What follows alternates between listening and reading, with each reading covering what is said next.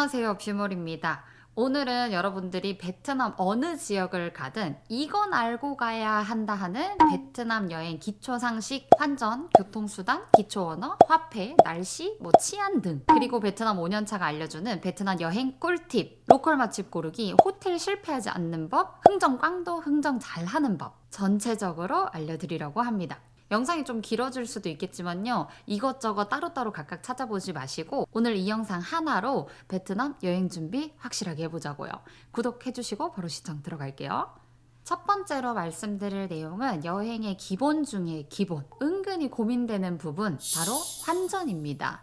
요즘에 또 핫한 이슈가 되고 있죠. 사실상 저희 채널에 환전에 관한 영상들은 총 3가지로 나눠져 있습니다. 이 모든 영상은 결론적으로 현금 지참 5만 원건 괜찮아요 라는 얘기를 결론으로 내고 있는데요. 상세하게 계산을 다 해둔 영상들이기 때문에 각 영상은 참고해보시면 너무너무 아마 도움이 되실 거고, 지금 이 시점 핫 이슈가 된 이유는 바로 베트남에서 개인 환전소에서 환전하는 것을 명백한 불법으로 지정을 하고 대대적인 단속이 이루어지면서 문제가 생기고 있는데요. 환전을 해주는 환전소뿐만 아니라 환전을 한 사람에게도 불이익을 주겠다는 등 여러 가지 얘기가 많이 나와 있습니다. 그래서 현 시점에도 여러분들이 정말 자주 방문해서 환전하시는 다낭 한시장 근처의 유명 환전소, 나트랑의 스모이 시장, 담시장에 있는 환전소들 문을 닫기도 하는 상황이긴 합니다. 근데 또 중요한 건 열기도 한다는 겁니다. 그렇지만 우리 여행객들은 내가 마침 방문했을 때 문 닫으면 매우 곤란해지는 거잖아요. 그래서 환전에 대한 영상은 2월달 이후에 이루어지는 단속 상황을 보고 저희가 영상을 따로 하나 더 준비해서 올릴 예정이니까 계속해서 한번 봐주시면 좋겠고요. 지금 아무리 뭔가 말이 많더라도 이렇게 따로 영상을 준비하는 이유는 제가 몇 년간이 살아본 바로는 베트남 안에서 뭔가의 법 개정 혹은 뭔가의 단속 이후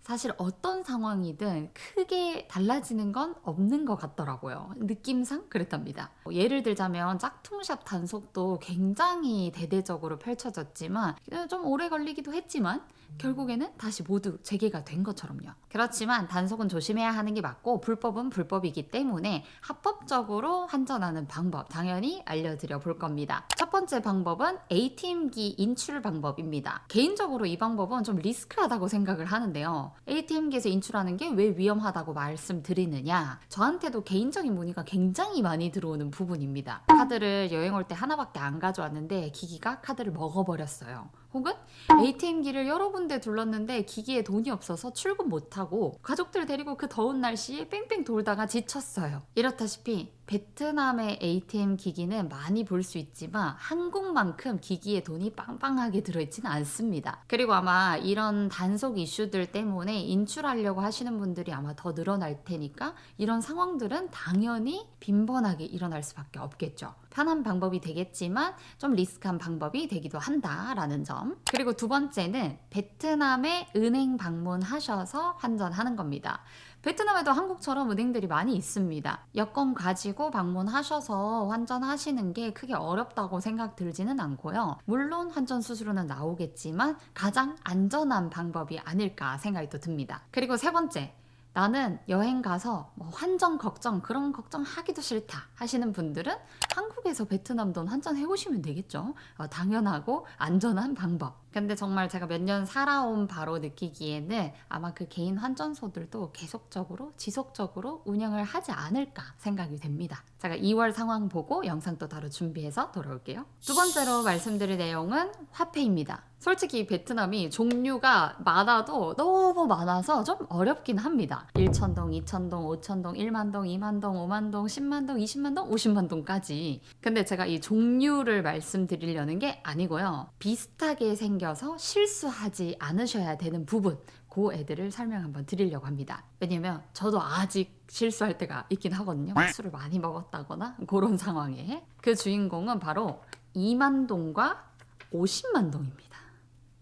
너무 비슷하게 생겼죠? 이게 어림잡아 보자면 한국돈 1,000원이고 한국돈 25,000원 돈인 건데요. 금액 차이가 굉장히 많이 나는 돈입니다. 50만 동 사용할 일은 거의 식당에서 밥값 계산 혹은 쇼핑을 좀 많이 하셨을 때 쓸 만큼 굉장히 이제 큰 돈으로 분류가 된다라고 보시면 되겠고요. 그만큼 계속해서 사용되는 화폐는 아니다라는 얘기를 드리는 건데, 그에 비해 2만 동 굉장히 사용할 일이 많습니다. 기본적으로 택시비에서 가장 많이 사용되는 것 같긴 합니다. 일단 이 두 종류가 색깔 자체가 너무 비슷한데 특히나 택시 안에서는 약간 어두운 상황이잖아요. 야, 파란색 찾아봐, 파란색, 이런 경우 굉장히 많으셨을 텐데 둘 다 푸르스름합니다. 얼핏 봐도 비슷하고요. 한국처럼 이 인물이 다르지도 않습니다. 그러다 보니까 이 숫자를 정확하게 보지 않고 색깔로만 봤을 때는 뚜렷하게 구분하기가 좀 어렵지 않나 생각이 들거든요. 베트남 사람들이 뭐 웬만해선 착하다 보니 50만 동을 잘못 줬을 때는 너 50만 동 줬어 바보야 하고 주기도 하거든요. 그렇지만 아닌 경우들도 있으니까 헷갈리지 마시라고 꼭 유의사항처럼 말씀 한번 드리고 싶었고요. 사실 1000동, 2000동 같은 경우는 잘못 낸다고 해봤자 한 50원 정도의 차이라서 크게 슬프지가 않을 것 같은데 요거의 차이는 굉장하다. 좀 슬플 것 같다. 유의를 하셨으면 좋겠습니다. 그리고 이 화폐 종류가 되게 많다 보니까 어떤 종류가 가장 여행할 때 쉽게 쓰이고 잘 써지는지 많이 여쭤보시더라고요. 여행 인원이 많아질수록 당연히 큰돈 쓰는 거는 많아지겠죠. 하지만 2인 여행객 정도다 하면 10만 동짜리가 가장 무난하게 쓰기 좋지 않나 싶습니다. 근데 그렇다고 환전소에서 환전하실 때 나 10만 동짜리 100장 줘, 50장 줘 하시면 받으실 순 있겠으나 지갑이 굉장히 힘드실 거란 거. 근데 10만 동짜리 몇 장은 항상 꼭 챙겨 다니시면 어디서든 깨기도 좋고 쇼핑할 때 쓰기도 좋다라는 거.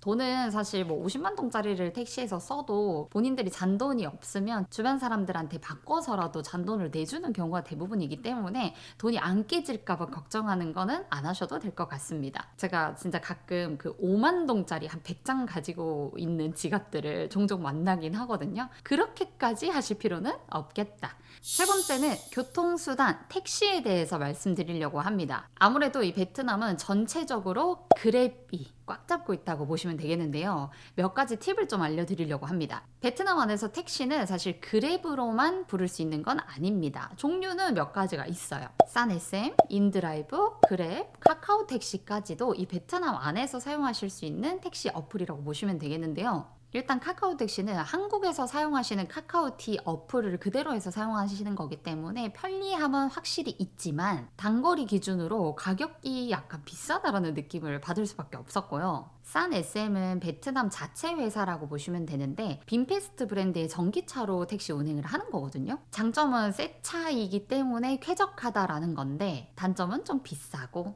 저만 느낀 단점일지 모르겠지만 전기차에 대한 불안감이 아직 좀 있답니다. 그리고 인드라이브, 그랩의 뒤를 잇고 있는 어플이라고 생각하는데요. 그랩은 목적지를 설정하고 정해진 가격에 택시를 부르는 시스템이라면 인드라이브는 최저 금액까지 내가 더 낮춰서 가격을 설정해서 부를 수 있습니다. 그랩의 보통 기본 요금이 한 3만 동에서 시작이 되는데요. 인드라이브는 2만 5천 동 정도부터 시작을 하는 것 같아요. 그래서 저는 10분, 15분 이상의 거리를 가야 한다면 그랩보다는 인드라이브 사용을 합니다. 가격적으로 한 1,000원 이상 차이가 나는 것 같아요. 그럼에도 불구하고 제가 웬만한 단거리들은 그랩을 좀 사용하고 있는데 그 이유는요. 인드라이브의 가장 큰 단점이죠.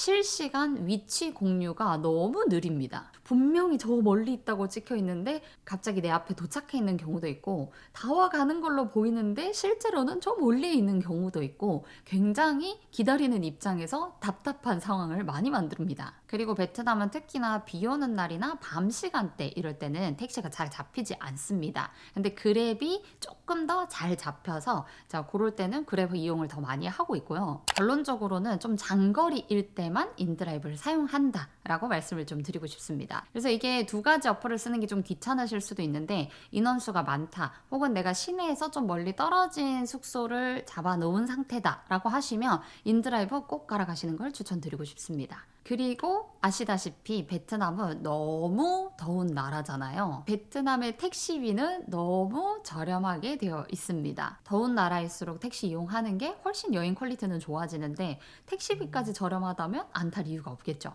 택시비 아끼지 말고 차라리 밥값을 조금 더 아끼는 걸로. 그리고 이것도 모르시는 분들이 많이 계시던데요. 그랩 택시 어플에는 쿠폰이 꽤나 많이 나옵니다. 할인 쿠폰이 보이면 바로바로 쓰시는 게 좋고요. 카드 결제로 해두시는 분들도 많이 계신데 내가 택시를 잡았다가 취소하는 경우에 오류가 많이 생기기도 하고요. 현금 결제 시보다 금액이 조금 더 비싸게 잡히기도 합니다. 현금 결제가 난 너무 귀찮아서 그런 실수 안 하고 싶어서 사용을 하는 건데 라고 하시는 분들은 뭐 상관없으시겠지만 모르시는 분들을 위해서 한 번 더 얘기 드려봤습니다.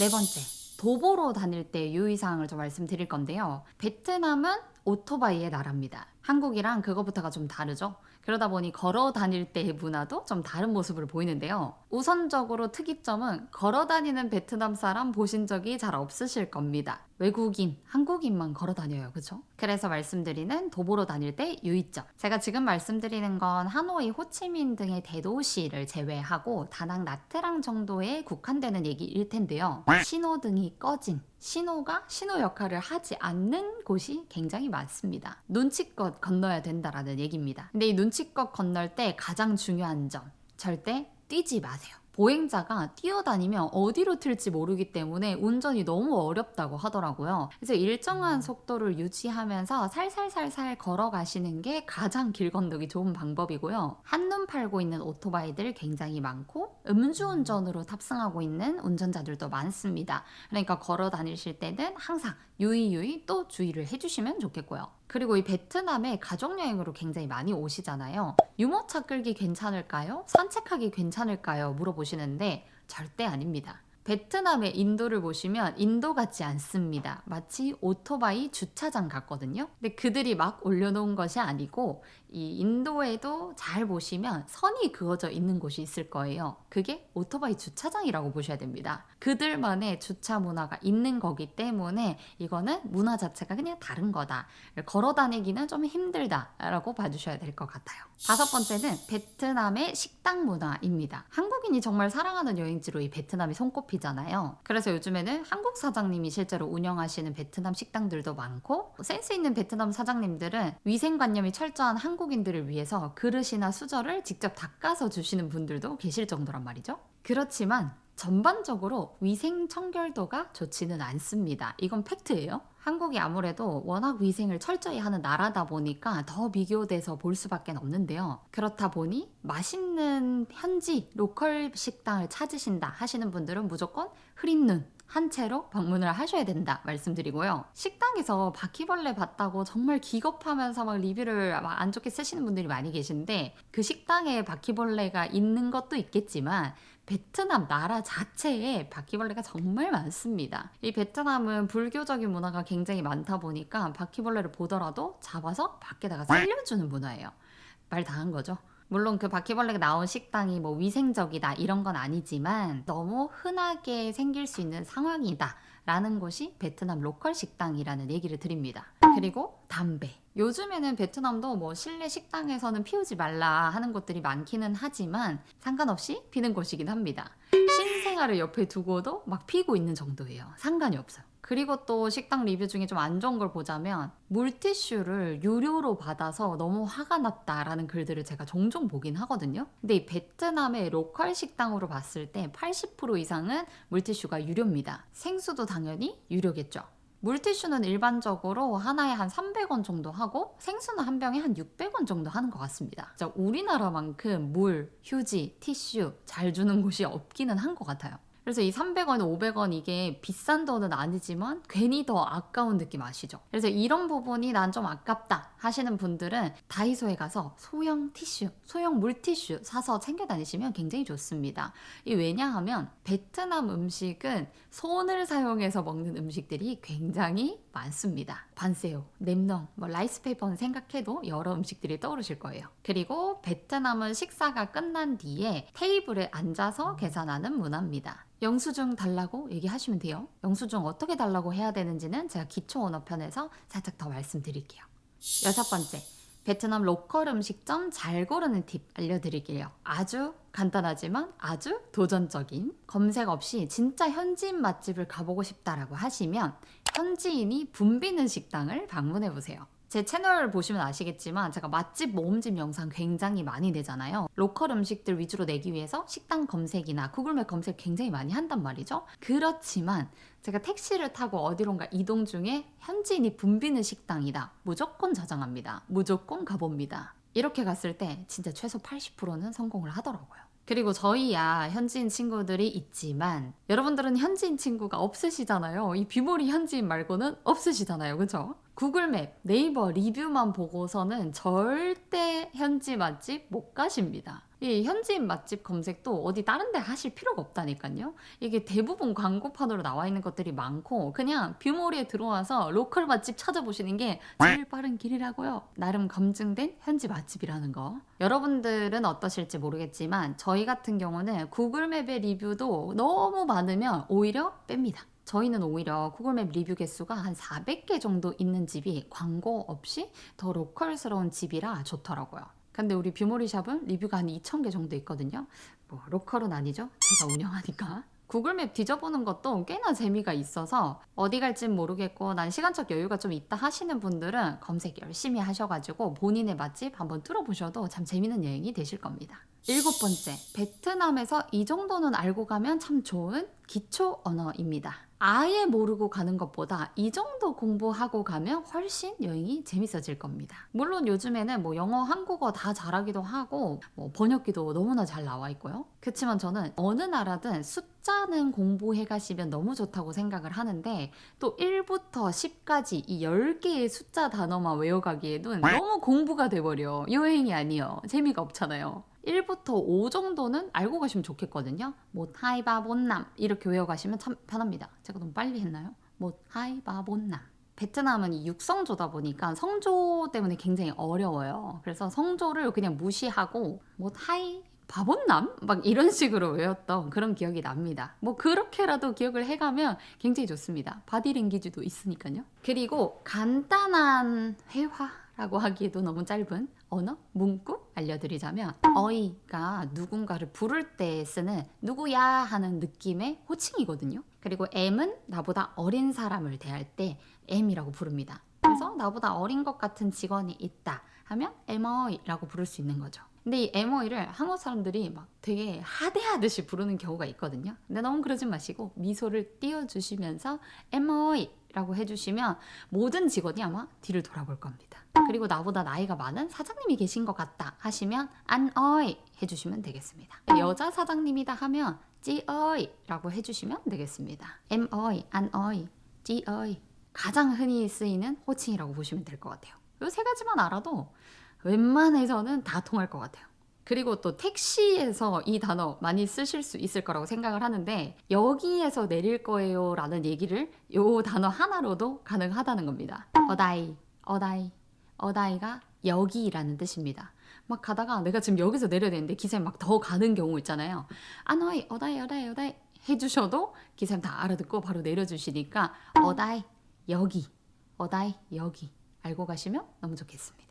그리고 식당에서 이제 계산할 때 어떻게 하는지 알려드리겠다고 말씀드렸는데 땡땡이라고 해주시면 됩니다. 영수증 달라라고 이제 어떤 회화적인 문구를 말씀드릴 수도 있겠지만 간단하게 표현하자면 MI 땡땡 해도 가져다 줍니다. 이게 발음이 떵띠엔이랑 띵띠엔이랑 그 사이라고 봐주시면 될 것 같은데 이걸 너무 한국어 입력대로 띵띠엔 떵띠엔 이런 식으로 가면 오히려 못 알아듣고요. 가볍게 발음을 좀 흘리듯이 해주셔야 잘 알아들어요. 땡땡 해주시면 좋겠습니다. 바디랭귀지 같이 해주시면 좋겠죠? 에모이 땡땡 뭐 그 외에 기본적으로 까먼, 신짜오, 뭐 실로이 이 정도는 아실 거고요. 영상이 많이 길어지고 있죠? 이제부터 또 재밌는 얘기들 많이 나올 거니까 놓치지 말고 계속 쭉 따라오시길 바랍니다. 네, 8번째는 쇼핑할 때 팁을 알려드릴 건데요. 베트남에 여행 오시는 분들, 특히 처음 오시는 분들은 마트나 시장 방문을 많이 하실 겁니다. 마트야 뭐 아무리 많이 산다고 해도 정찰제니 어려울 게 없으실 거고 문제는 항상 시장에서 발생을 하죠. 이 한국 사람들 인식에 베트남에서는 무조건 다 깎아야 돼 라고 생각하는 마인드가 어딘가에 좀 깃들어 있는 것 같거든요. 기본적으로 가격이 한국보다 이미 저렴함에도 불구하고 무조건 깎는 그런 모습들이 늘 보이는 것 같긴 합니다. 특히 시장에 갔다 오신 분들은 이 시장 안의 흥정 분위기에서 벗어나지 못하신 분들이 많이 계시긴 하는데, 시장 바깥에 있는 모든 가게들은 다 정찰제로 되어 있습니다. 일반 상점, 한국하고 똑같다라는 말씀을 드리는 거고요. 이 시장과 바깥 상점의 차이, 당연한 차이라고 생각을 해주시면 될 것 같은데, 시장은 품질, 유통기한, 제조국 확인할 수 없는 대신에 저렴하겠죠. 그렇지만 베트남은 중국과 굉장히 가깝다라는 걸 잊지 않으셨으면 좋겠습니다. 한국에서는 뭐 싼 걸 잘 찾으면 이제 가성비템으로 돌릴 수 있지만, 베트남 안에서는 오히려 싼 게 비지떡이다라는 말이 찰떡인 경우가 굉장히 많습니다. 진짜 경험상. 그리고 이 바깥의 상품들은 그나마 검수를 한다라는 게 가격의 차이가 생길 수밖에 없고 퀄리티의 차이가 생길 수밖에 없는 거죠. 물론 그렇다고 시장게 다 나쁘고 바깥 상점들이 다 좋다라는 건 아닙니다. 잘 비교를 해보셔야 된다라는 얘기를 드리는 거고요. 시장은 실제로 가격 또한 많이 조정을 할 수가 있습니다. 그렇지만 어느 시장이냐에 따라서 분위기도 정말 많이 다른 것 같아요. 경쟁하는 분위기의 시장이냐 혹은 담합하는 분위기의 시장이냐 다르겠죠. 제가 요즘 들어 느끼는 바는 다낭의 한 시장은 담합한 분위기가 정말 많이 들더라고요. 예전에는 좀 흥정하는 맛이 있었더라면 요즘에는 캐리어든 크록스든 절대 어느 가격 이하로 낮추질 않더라고요. 안 사도 괜찮아 가라고 하더라고요. 좀 흥정이 더 어려워졌다고 해야 될까요? 그래도 그나마 옷은 여러 장 사다 보면 흥정을 좀 잘 해주는 편인 것 같긴 하고요. 제가 시장에 방문했을 때 상황들을 생각을 해보면 저는 흥정 자체를 잘 못하는 사람이기도 하고, 베트남에 좀 살다 보니까 서로 먹고 사는 거지 하면서 웬만한 바가지 아니면 더 안 깎기도 하는데요. 최근에 제가 크록스를 좀 샀거든요. 근데 또 잘 깎나 싶기도 하더라고요, 스스로가. 그래서 저만의 비법을 또 알려드려 보려고 합니다. 일단 흥정하기에 앞서서 가격 다 깎아놓고 절대 다른 집 가지 않습니다. 베트남 사람들이 그렇게 욕을 한대요. 다 깎아놓고 다른 집 가버리면 욕 나오겠죠. 그래서 저는 가격 흥정을 시작을 했다 하면 그 집에서 웬만큼 구매를 하는 편이고요. 일단 나는 어느 가게에서 사야 될지를 모르겠다, 좀 둘러보면서 사고 싶다 하시면 이렇게 해보시면 좋겠습니다. 일단 첫 번째, 낮게 가격. 내가 원하는 상품에 낮게 가격을 하나씩 물어보고만 다닙니다. 이 신발 얼마예요? 또 다른 데 가서 이 신발 얼마예요? 하나씩 가격을 묻다 보면 이 낮게 가격 중에서도 싸게 측정된 곳을 발견하게 되실 겁니다. 두 번째, 그 집에서 내 마음에 드는 물건이 있는지 확인을 합니다. 마음에 드는 게 있다면 여기부터 중요합니다. 세 번째, 내가 사고자 하는 물건의 개수가 3개라면 처음부터 3개 얼마예요? 라고 물어보지 않고 2개 얼마예요? 라고 물어봅니다. 그 다음에 내가 구매할 개수까지 늘려보는 거죠. 2개 사면 얼마야? 그럼 3개 사면 얼마야? 라고 하다 보면 금액이 점점 깎이는 걸 확인을 좀 해보실 수 있겠고요. 구매하는 수량을 늘리면서 가격을 좀 더 깎아보는 거죠. 네 번째, 깎긴 깎았는데 조금 더 깎고 싶다. 협의가 살짝 안 되는 것 같다. 옆구리를 찌릅니다.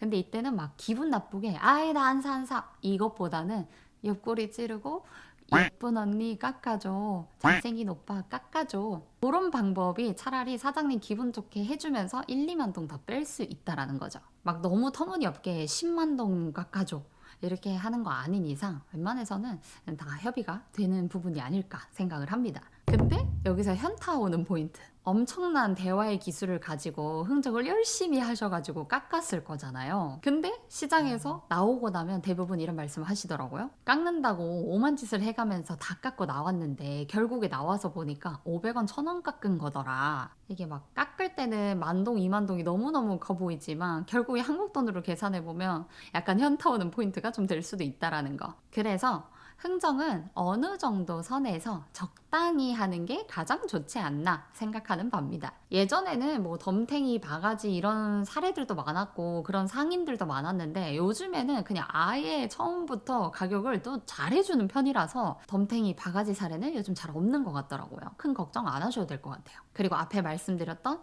안어이, 에머이, 지어이 숫자 정도 알고 가시면 너무 좋겠죠. 9번째, 날씨입니다. 날씨는 제가 최근에 영상을 우기로 한번 올렸기 때문에 간단하게만 얘기를 좀 드릴 건데요. 이 베트남은 365일 더운 나라지만 우기와 건기가 확실히 구분되는 나라입니다. 우기는 조금 덥고 비가 많이 오고, 건기는 정말 덥고 비가 좀 안 오고, 요 차이라고 보시면 되겠죠? 그래서 이 우기에 여행을 해야 되나 말아야 되나 고민하시는 분들 정말 많긴 한데요. 우기 시즌의 일기예보를 보면 매일 비가 온다고 되어 있습니다. 그치만 매일 밤에 비 오고 끝나는 경우도 꽤나 많답니다. 낮에 여러 번 자주 쏟아지고 말거나 계속해서 비가 오는 일주일은 잘 없다라는 거. 그래서 관광지 위주의 여행이나 물놀이를 중심으로 한 여행은 좀 어려울 수 있어도 전체적으로 이 지역을 둘러보기에는 오히려 너무 덥지 않아서 여행하기 좋은 시기라고도 제가 말씀을 드리고 싶어요. 옷차림도 얘기를 많이 하시던데 우기에는 당연히 아침 저녁 쌀쌀합니다. 수영은 대낮에나 가능할 정도라고 봐야 될까요?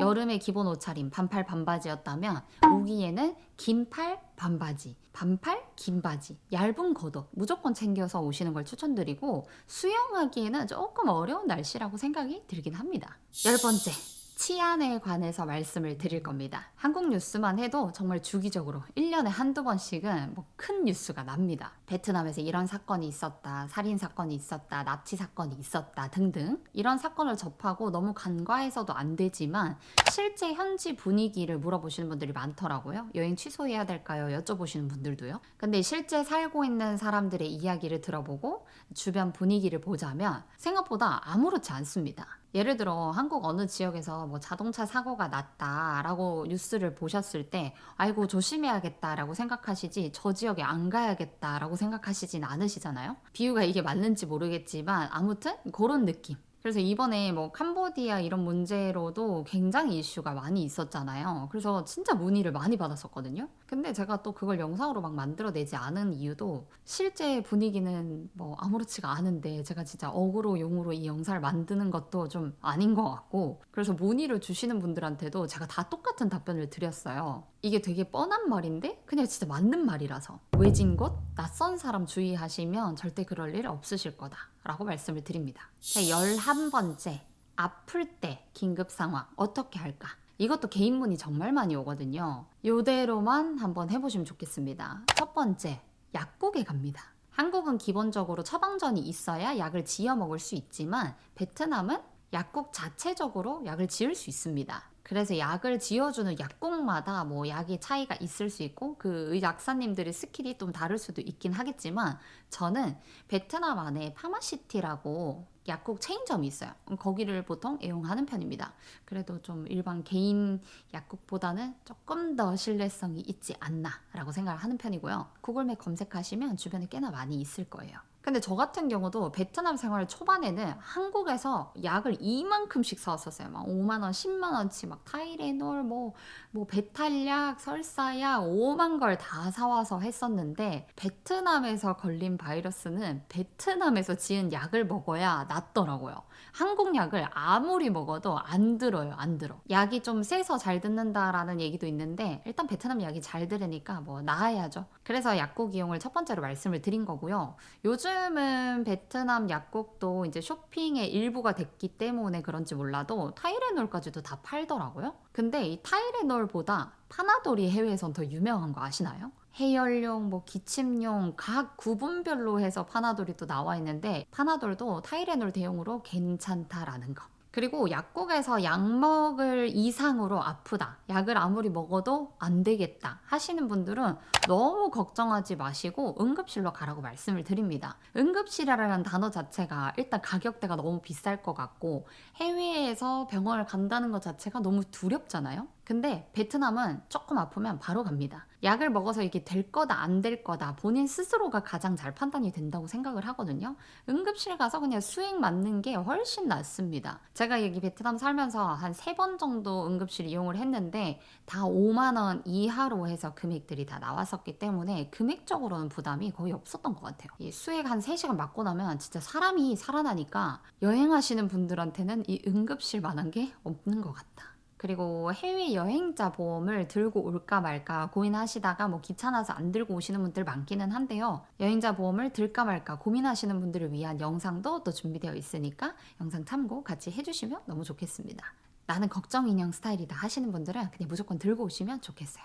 네, 마지막 12번째입니다. 호텔 잘 고르는 법. 보통 우리가 여행 숙소를 예약할 때 아고다, 뭐 트립닷컴 이런 여행 예약 플랫폼을 이용을 하시잖아요. 그러다 보니까 실제와 다른 예쁜 사진에 속아 아주 깨끗한 모습의 호텔을 보고 예약을 하실 수 있단 말이죠. 근데 막상 가보니까 벌레가 있고 곰팡이 냄새가 있고 비위생적인 침구류의 화상벌레 뭐 이런 거 나오면 여행 그냥 아예 망쳐버리는 겁니다. 그래서 이런 리모델링 직후 사진에 속아 호텔 망치지 않고 잘 고르는 팁, 개인적인 경험에 의해 나온 팁들이니까 참고하셔서 한번 봐주시면 좋겠습니다. 일단 호텔 리뷰는 그 여행 예약 플랫폼의 리뷰보다 구글 리뷰가 조금 더 솔직한 것 같습니다. 마음에 드는 호텔이 있다면 구글 리뷰도 같이 보시는 걸 좀 추천드리고 싶고요. 너무 가격이 저렴한 건 안 잡는 게 좋습니다. 제 기준에 2만원에서 5만원 사이대 가격이 가장 좋은 것 같습니다. 5만원 이상은 가성비라고 하기에는 좀 비싼 감이 있고요.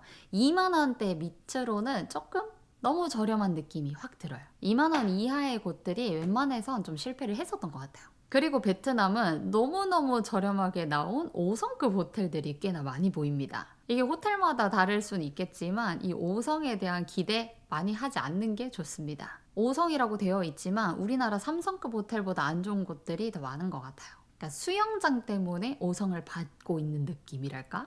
그래서 가격대는 보통 한 3만 원대 기준에 가성비 있는 곳들 괜찮게 잘 나와 있다 말씀드리고, 어디 가면 좋을까 호텔 추천 영상들도 이미 많이 나와 있으니까 저희 채널 참고 한번 해주시면 좋겠습니다. 그리고 체크인 할 때는 방키 2개 받는 걸 추천드리고 싶은데요. 간혹 이 방키 1개를 더 요구하는 경우에 보증금을 달라고 하는 경우가 있거든요. 그렇지만 보증금은 보증금이고 나중에 돌려받는 거기 때문에 저희는 방키 2개를 사수합니다. 베트남이 정말 진짜 상상 초월로 더운 나라이기 때문에 이 밖에 있다가 방키 하나가 꽂혀 있는 아주 시원한 방을 들어갔을 때에 느끼는 극락, 그리고 방키를 뺐을 때 냉장고가 같이 껴지는 경우가 있거든요. 그렇다 보니까 저는 방키 2개를 하셔서 하나는 꼭 꽂아두는 용, 하나는 들고 다니는 용으로 쓰시는 걸 추천드리고 싶어요. 대신 이 스페어 키는 분실했을 때 돈을 물어내야 되니까 분실하지 않게 유의를 하셔야겠죠? 그리고 이 호텔 냉장고는 대부분 시원하진 않습니다. 한 20도 정도 되는 것 같아요. 차가운 뭔가 뭐 약이라든지 이런 걸 보관해야 되는 분들이라면 리셉션에다가 요구를 하시는 게 낫습니다. 방에 냉장고가 너무 시원하지 않은데 이거는 차갑게 보관을 해야 되는 물품이다, 보관을 좀 해주세요, 체크아웃 할 때 제가 가져갈게요 하시면 보관해주는 경우도 많으니까 그런 팁들 참고를 해주시면 좋겠고요. 그리고 베트남 호텔들은 대부분 얼리 체크인이 가능합니다. 예약할 때 옵션에 얼리 체크인이 적혀있지 않더라도 대부분 12시쯤부터는 다 체크인이 가능한 것 같아요. 짐도 체크인, 체크아웃 앞뒤로 다 맡아주기 때문에 짐 맡겨놓고 돌아다니시는 걸 추천드리고 싶습니다. 그리고 진짜 마지막 번외로 가볍게 말씀을 좀 드리자면 팁 줘야 될까요? 많이 물어보시거든요. 일단 베트남은 팁 없는 나라입니다. 그치만 또 웬만하면 주는 상황 마사지이긴 하죠. 마사지 받는 시간에 따라 다르긴 하지만 일반적으로는 5만 동에서 한 10만 동 사이로 적절하게 만족하셨을 때 팁은 주셔도 괜찮다. 그리고 어떤 어플을 필수적으로 깔고 가야 하는가, 4가지인 것 같습니다. 구글맵, 그랩이나 인드라이버, 배달K, 파파고. 첫 번째 구글맵. 지도 당연히 필요하겠죠. 네이버 지도 호환 안 됩니다. 구글맵 꼭 깔아 가셔야 되고요. 구글맵은 로그인을 하셔가지고 가시면 더 좋다. 두 번째, 그랩이나 인드라이버 둘 다 가셔도 괜찮습니다. 택시 어플 아까 말씀드렸었고요. 세 번째, 파파고 번역기입니다. 파파고나 구글 번역기 둘 다 상관은 없는데 파파고가 이미지 번역을 좀 빠르게 할 수 있게끔 잘 되어 있다 보니까 식당이나 언어가 안 통하는 뭔가의 종이를 봤을 때 바로 찍어서 이미지로 번역을 할 수 있다 보니까 굉장히 편리하게 쓰실 수가 있겠고요. 그리고 네 번째는 배달K, 배달 어플입니다. 그랩을 통해서도 이 로컬 음식점들은 다 배달이 가능하거든요. 그렇지만 한국인들한테 아주 적합하게 되어 있는 건 사실 이 배달K 같아요. 음식도 다양하고 한국어로 일단 되어 있으니까 배달K는 참 쓰기가 편한 것 같더라고요. 그리고 마지막은 유튜브 뷰몰이 켜놓고 여행하시면 좋겠죠. 방에서 이제 뭐 할까, 우리 어디 갈까, 뭐 먹을까 다시 계획을 한 번 더 짜면서 TV에 연결해놓고 이렇게 보시는 분들이 굉장히 많이 계시더라고요. 감사하다는 얘기를 드리면서 자, 여기까지 영상이 조금 길었겠지만 버릴 건 하나 없는 영상이었다. 오늘 아주 그냥 목소리를 불태워버린 듯 하다. 이 영상은 여행에 도움이 엄청 되는 영상이라고 생각을 하고요. 즐거운 여행 준비 하셨으면 좋겠습니다. 아는 부분도 정말 많이 나왔겠지만 이 모르는 꿀팁들까지도 쏙쏙들이 넣어놨으니까 영상 뛰어넘게 하지 마시고 전체적으로 잘 보셨길 바랍니다. 다음 주에는 재밌는 소식 가져올게요. 안녕. 망관부입니다. 망관부. 안녕.